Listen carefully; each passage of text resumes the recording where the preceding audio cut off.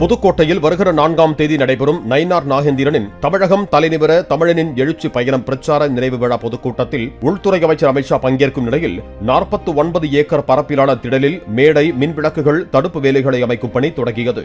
பொதுக்கூட்ட திடலையும் Amit Shah helicopter மூலம் தரையிறங்குவதற்காக அமைக்கப்படும் helicopter இறங்கு தளத்தையும் பாஜக மாநில அமைப்பு பொதுச் செயலாளர் கேசவ விநாயகம் நேரில் ஆய்வு செய்தார்.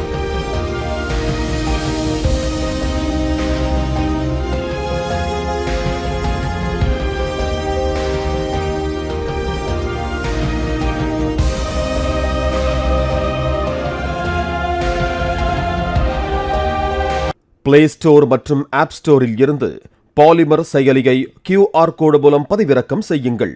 செய்திகளை உடனுக்குடன் பெறுங்கள்.